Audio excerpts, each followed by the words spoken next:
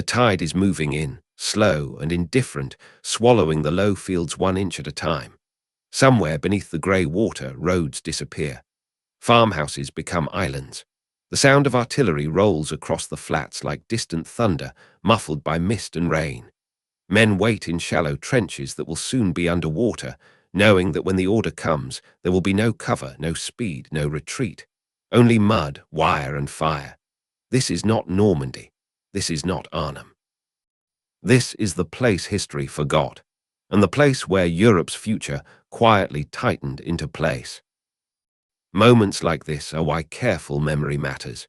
If you want to understand how wars are truly decided, not by headlines but by consequences, then stay with this story. And if you want more histories that refuse spectacle and confront cost, follow the work of WW2 Breakdown, not for comfort, but for clarity. By September 1944, the war in Western Europe appears, on paper, almost decided. Paris has been liberated. German armies are retreating eastward under relentless pressure. Allied commanders speak openly of ending the war by Christmas. The maps are optimistic. The arrows move fast. But beneath the optimism is a failure so severe it will stall the Allied advance, cost tens of thousands of lives, and prolong the war into its bloodiest final year. At the heart of that failure lies Antwerp. The city itself is liberated intact in early September. Its vast port, the second largest in Europe, falls into Allied hands almost undamaged. The docks are pristine. The cranes stand ready. The warehouses are full. On paper, Antwerp solves everything. It is close to the front. It can sustain an entire army group. It should have ended the Allied supply crisis overnight. But ports do not function because cities are liberated. They function because ships can reach them. The Scheldt estuary, a long, winding waterway stretching from the North Sea to Antwerp, remains firmly in German hands. Its banks are fortified. Its islands are flooded. Its approaches are mined, covered by artillery, machine guns, and experienced troops who know exactly how to turn water into a weapon. Until the Scheldt is cleared, Antwerp is useless, a prize locked behind a door no one has opened. And yet, for weeks, that door is ignored. Allied attention turns instead towards speed and spectacle. Montgomery pushes north into the Netherlands, gambling everything on Operation Market Garden. American armies race east, outrunning their supplies. Fuel shortages cripple armored divisions that should be exploiting breakthroughs. Infantry advance without artillery. Trucks burn more gasoline than they deliver. The war begins to slow, not because of German strength, but because of Allied hunger. Behind the front lines, soldiers count ammunition. Tank crews idle their engines to save fuel.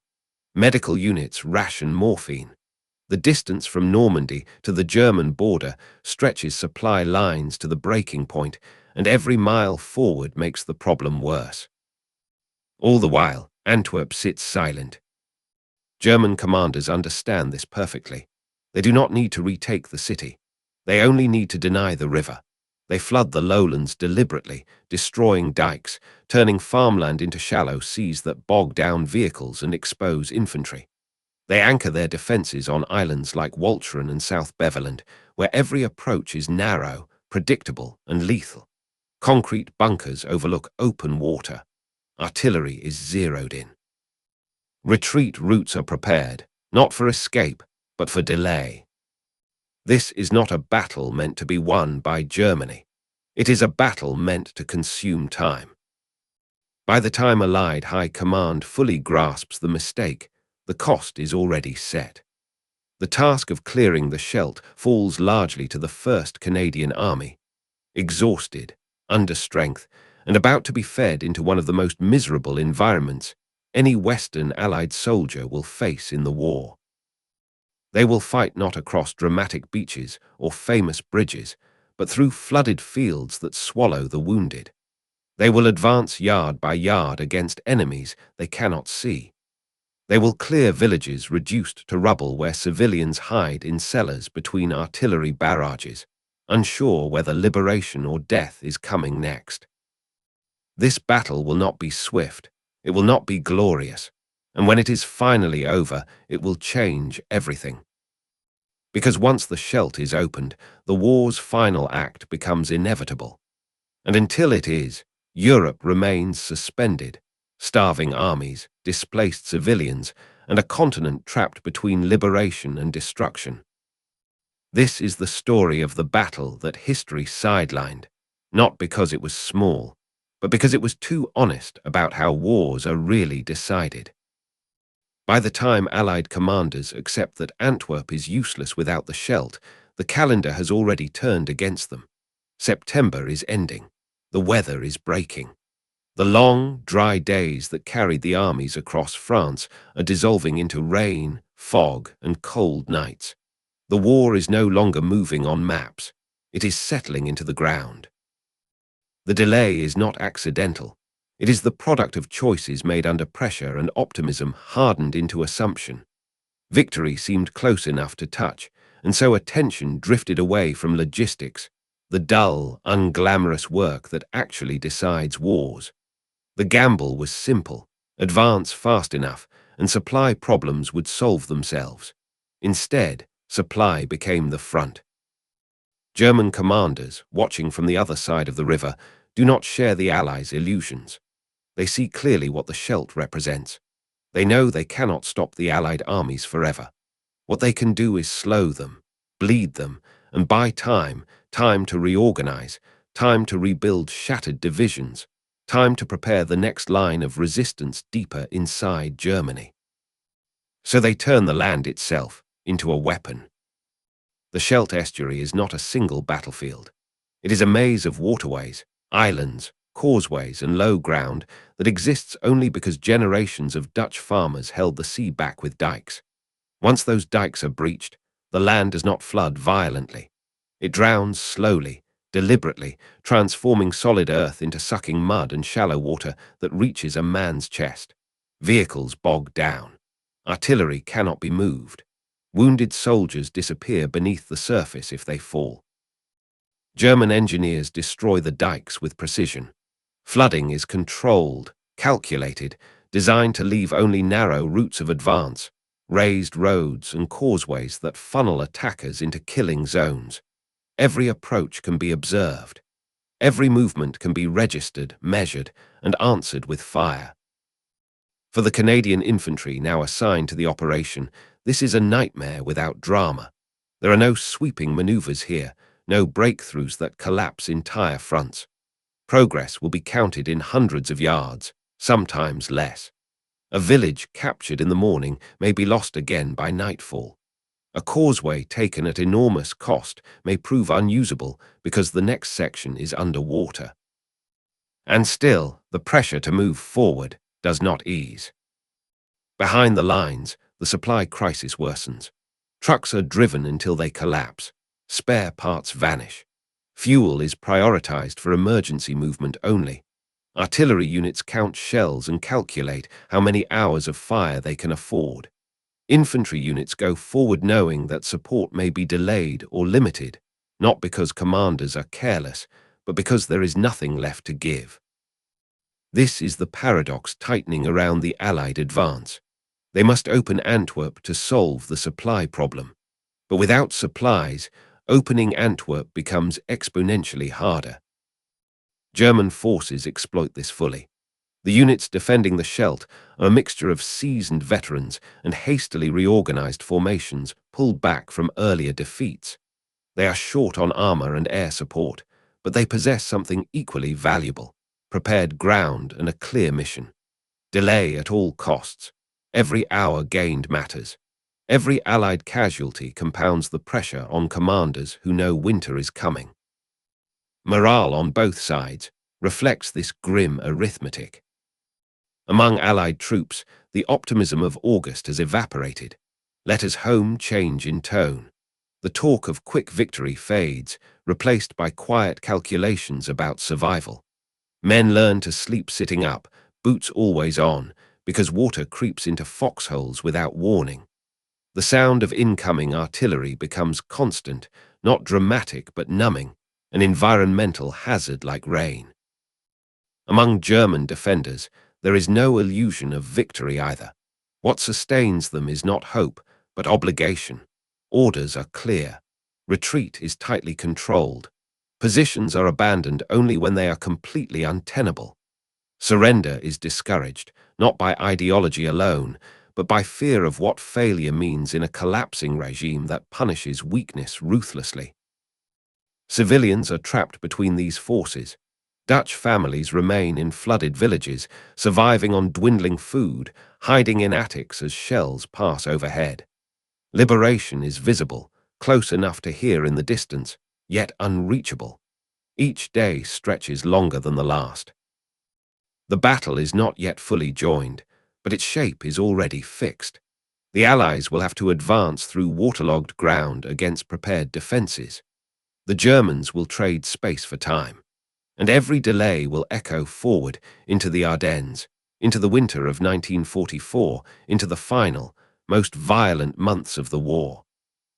What is coming is not a single decisive clash, but a grinding sequence of engagements designed to exhaust flesh and will alike. The Scheldt is closing around them now, and once it does, there will be no way through except forward.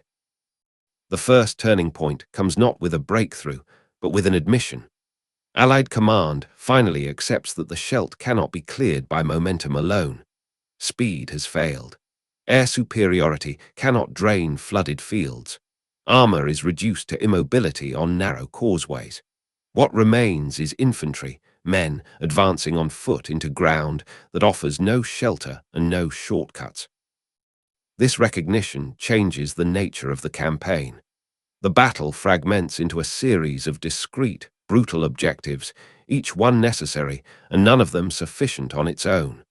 South Beveland, the Leopold Canal, Walcheren Island, names that mean little beyond the region, yet together form the lock sealing Antwerp from the sea. The Leopold Canal becomes the first test. It is not wide, but it is deep, and its banks are steep, muddy, and exposed. German defenders have dug in along the far side, with overlapping fields of fire that leave no blind spots. There are no bridges left intact. Crossing must be done under fire, in boats that drift unpredictably in current and rain. When the Canadians attempt the crossing, they do so knowing the odds. Smoke drifts across the water, but wind tears it apart. Men paddle forward while machine guns rake the surface, bullets skipping across water like stones. Boats capsize. Wounded soldiers sink under the weight of their gear. Medics wade in anyway, ignoring the fire, because leaving men behind is not an option they can live with. The canal is crossed, barely, but the cost is disproportionate to the ground gained, and that becomes the pattern. Each obstacle yields eventually, but never cheaply, and never without exposing how narrow the margin for error has become. South Beveland follows, connected to the mainland by a single causeway raised just high enough to remain above water. It is straight, exposed, and perfectly suited for defense. German artillery is registered along its length. Every yard is pre-measured. Any concentration of men draws fire within seconds. The assault along the causeway is less an advance than an endurance test. Men move forward knowing they cannot spread out. There is nowhere to flank. Bodies accumulate where they fall, not because commanders are careless, but because stopping is worse. Retreat would only repeat the same slaughter. Here, leadership becomes painfully personal. Junior officers expose themselves repeatedly, moving along the line to keep men moving because hesitation is contagious. Courage is not loud. It is visible in small gestures, a hand on a shoulder, a nod forward, a refusal to look back. The causeway is taken, but again the Germans withdraw in good order, falling back to the next prepared position. The Allies have gained ground. They have not gained relief. Walcheren Island looms as the final and most formidable barrier. It dominates the mouth of the Scheldt, bristling with heavy coastal guns capable of sinking any ship attempting to reach Antwerp. As long as Walcheren remains in German hands, the port remains sealed. Direct assault over land is nearly impossible. The island is ringed with dikes, its interior deliberately flooded. The defenders occupy higher ground, bunkers, and fortified towns that overlook submerged approaches. The decision facing Allied command is stark. Either accept continued delay or attempt something unprecedented. The answer comes in the form of controlled destruction. The dikes are bombed deliberately by Allied aircraft, breaching centuries-old defenses and flooding Walcheren even further. It is a decision weighed heavily, not only for its military implications, but for its impact on civilians. Villages vanish underwater. Families lose everything they own in an instant. Liberation will come, but it will come to ruins. The flooding reshapes the battlefield. German positions are isolated. Some fortifications become islands, others are rendered useless. Amphibious landings, once impossible, become viable in limited areas. But the defenders adapt quickly, shifting fire, repositioning guns, using the same water that hinders the attackers to their own advantage. These are the moments where the campaign could still fracture. A failed landing, a stalled crossing, a loss of nerve could push the operation into stalemate. And stalemate, with winter closing in, would change the entire war. What prevents that outcome is not brilliance, but persistence. Units rotate through the line as best they can. Reinforcements arrive piecemeal. Exhaustion becomes universal. The distinction between front line and rear dissolves because artillery reaches everywhere and nowhere feels safe. The Scheldt battles are not remembered for dramatic reversals because there are none. The turning points here are decisions to continue when continuation seems irrational. They are choices made in the absence of good options, guided by the knowledge that failure would echo far beyond these flooded fields. Each position taken narrows the river's grip. Each German withdrawal brings Antwerp closer to relevance. And each day of fighting tightens the timeline that will soon force Germany into one last, desperate gamble. The war is being shaped here, quietly, brutally, without ceremony. In the Scheldt, individuality erodes quickly. Uniforms are indistinguishable under layers of mud and rain. Faces are hollowed by sleeplessness. Names are reduced to voices in the dark. And yet, it is here, in a battle without glamour, that the war's human weight presses hardest.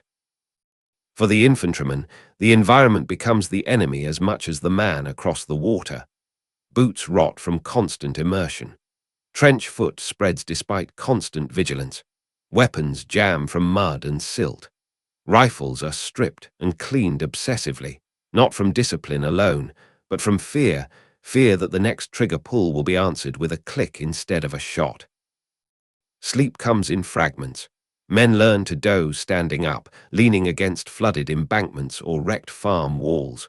When artillery lifts briefly, there is no relief, only the knowledge that it will return. The body adapts to exhaustion in ways the mind does not. Nerves fray. Small mistakes become fatal. Silence stretches longer than gunfire. Medics move through this world with a particular kind of resignation. They cannot run. Running draws fire. They walk, deliberately, marking themselves with red crosses that offer no real protection.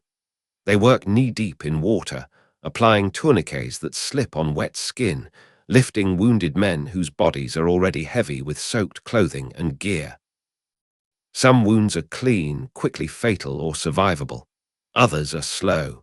Men bleed into the water without realizing how badly they are hit. Shock sets in faster in the cold. Morphine is rationed.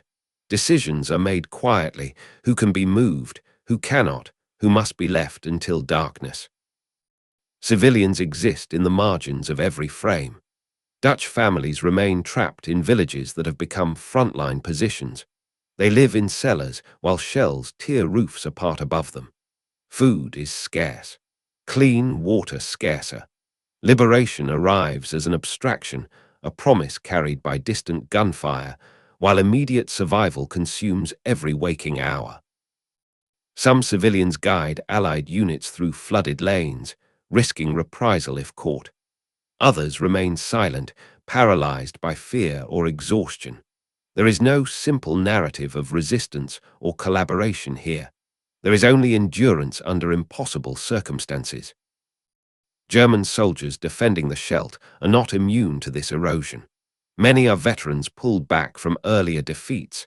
Others are younger replacements thrust into positions already saturated with death. They live in bunkers that shake under bombardment, emerging only to fight or move. Their orders are rigid. Their retreat paths are limited. They know, often more clearly than their superiors, that the war is slipping away. Yet they fight with discipline, not fanaticism.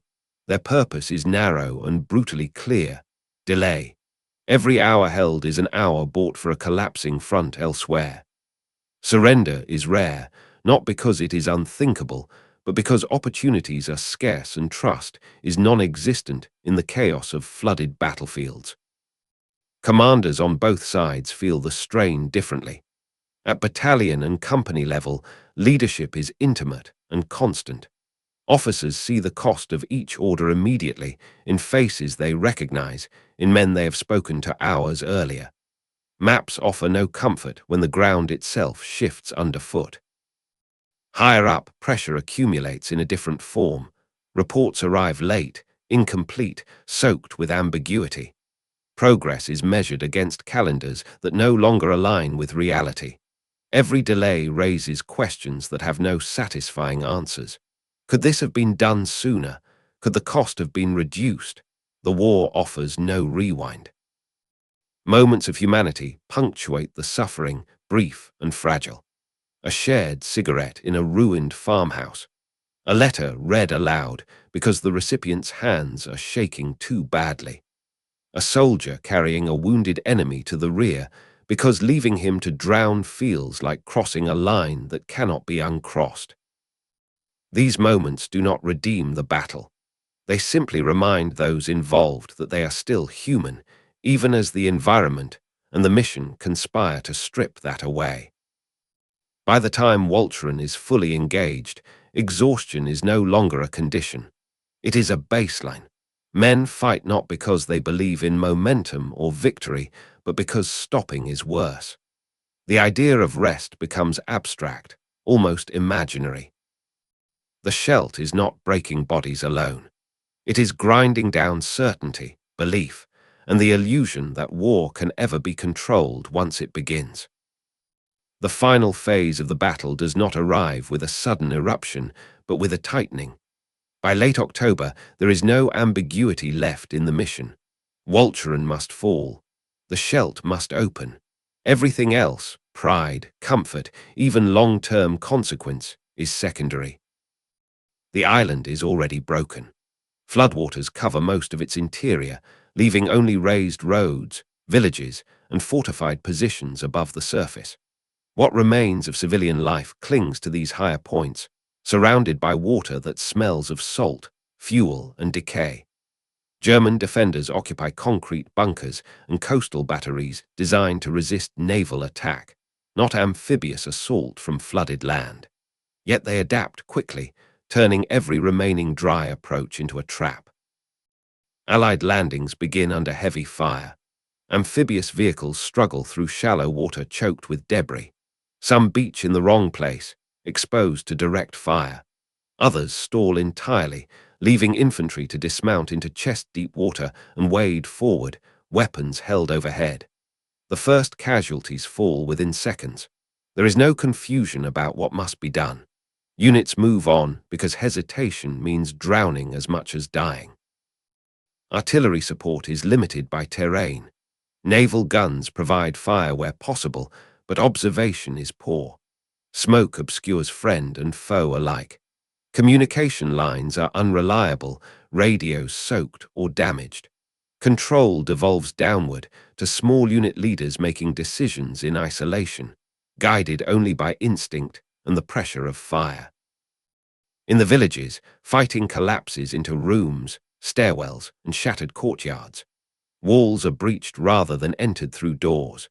Civilians hide in basements as gunfire rattles overhead, uncertain whether the men above them speak English, German, or something else entirely. When fighting moves on, silence settles briefly, broken only by the sound of water moving through ruined streets. German resistance is determined but increasingly fractured.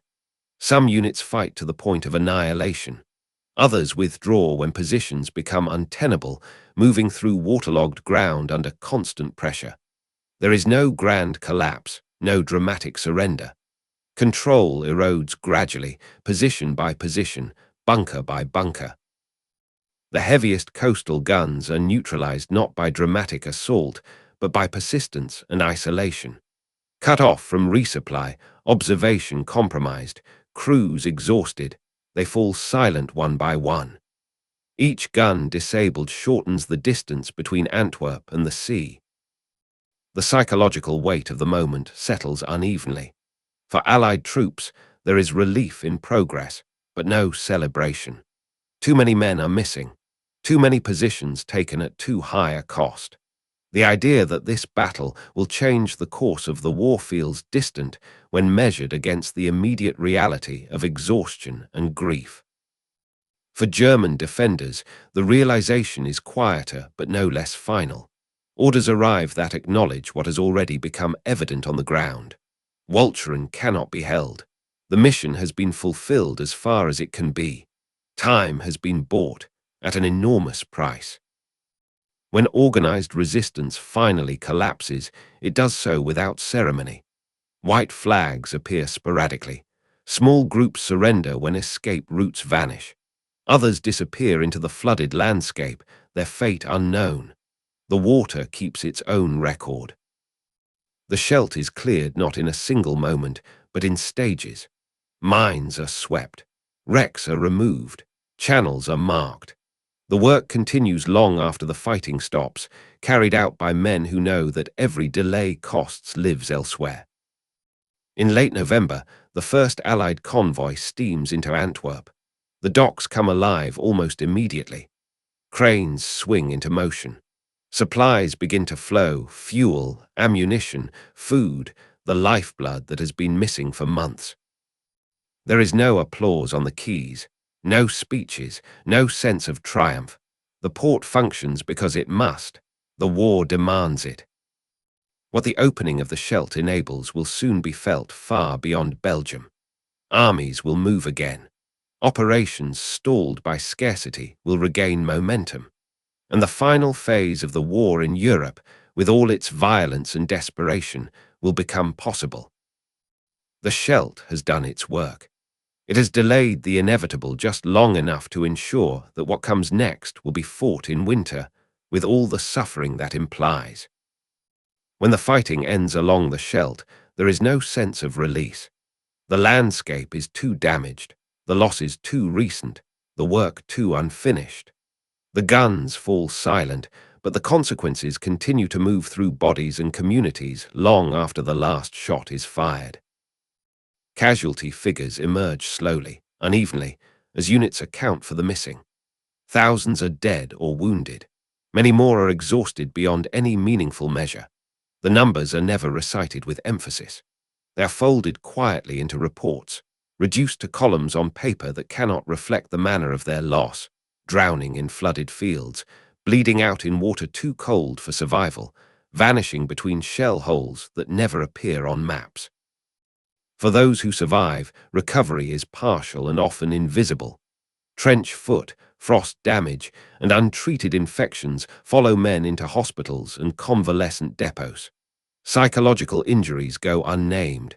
Nightmares are accepted as routine. Silence becomes a coping mechanism.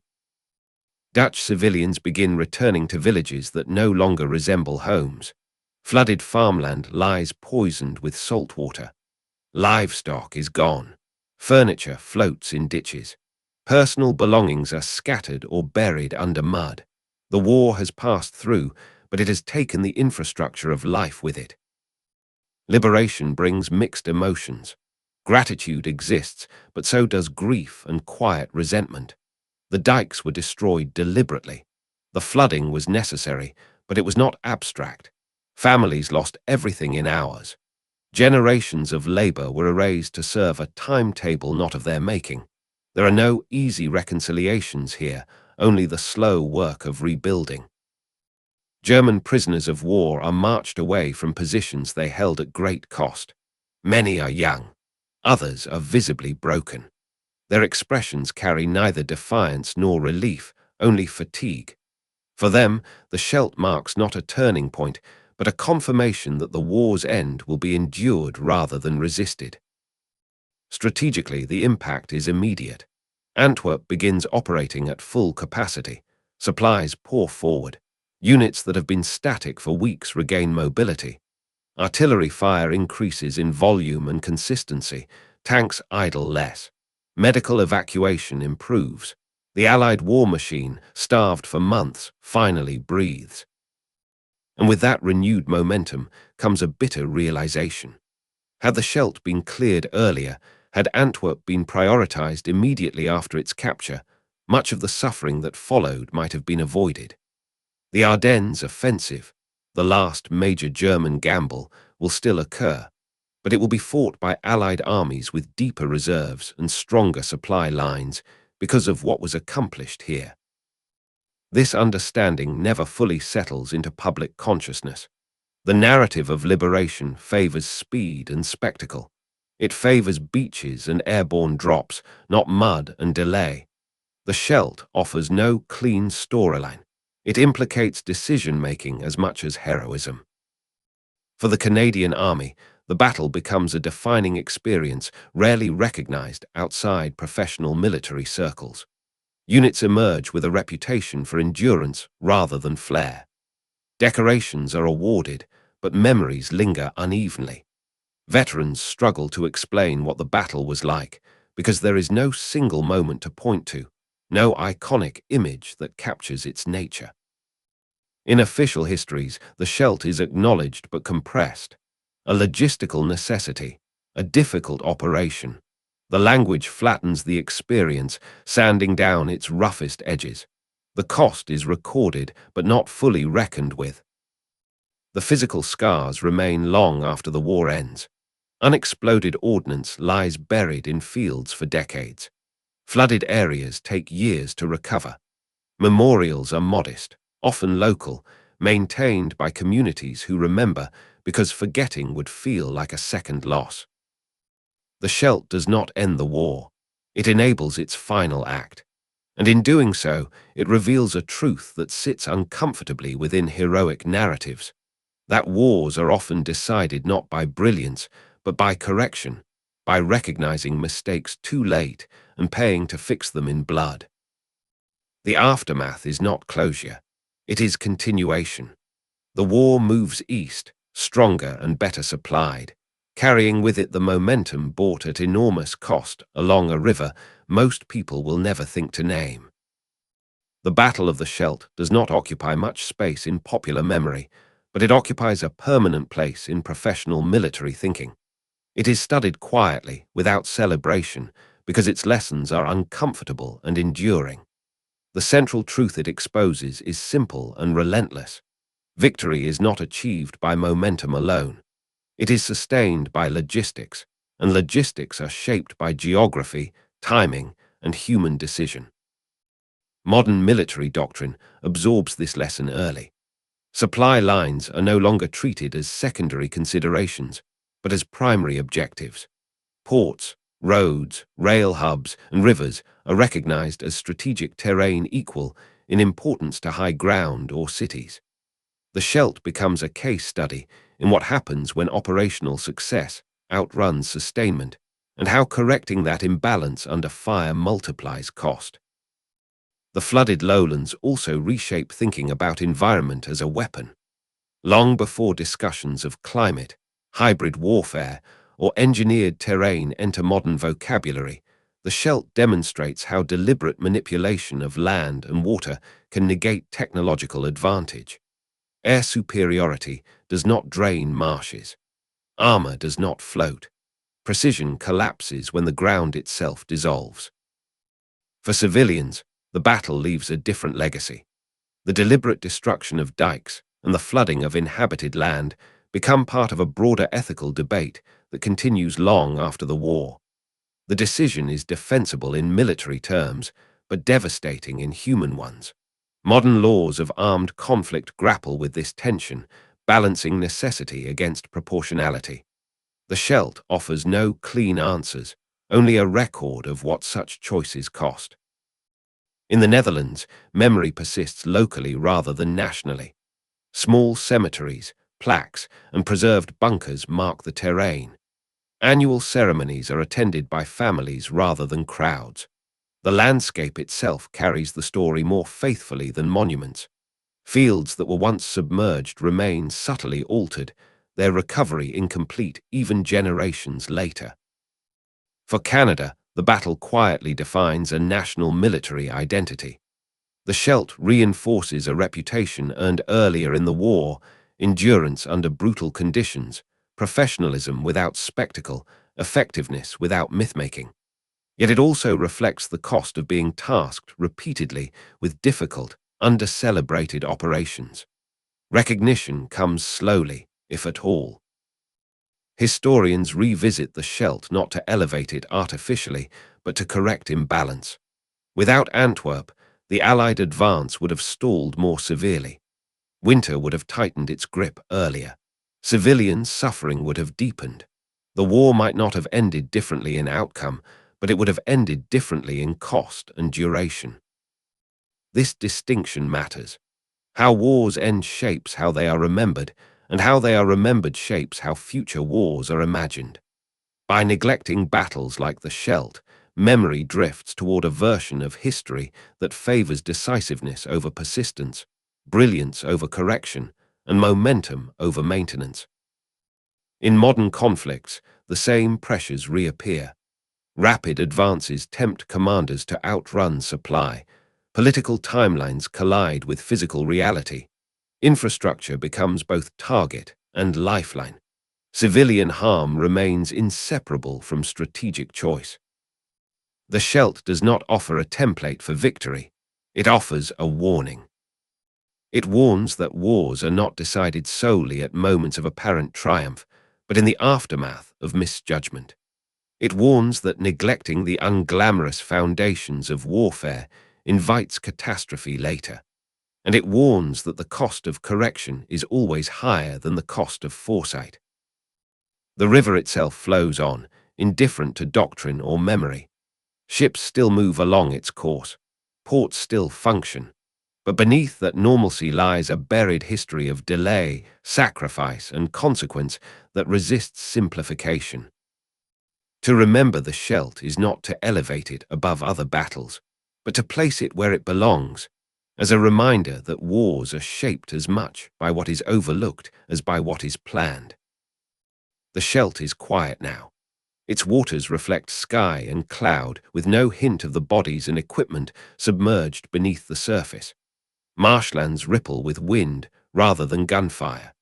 Small villages rebuild with brick and timber. Tourists pass over dikes without knowing that the land itself once fought back against armies, that every foot of advance was measured in suffering and endurance rather than glory. For those who lived it, the memory is neither heroic nor comforting.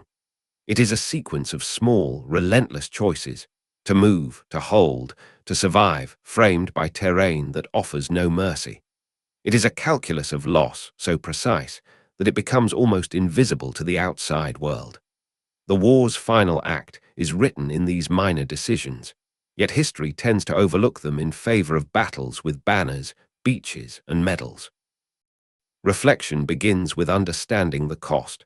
Tens of thousands of soldiers, Allied and German, perished in mud and water. Civilians suffered displacement, starvation, and the obliteration of property. Families returned to find homes and livelihoods erased.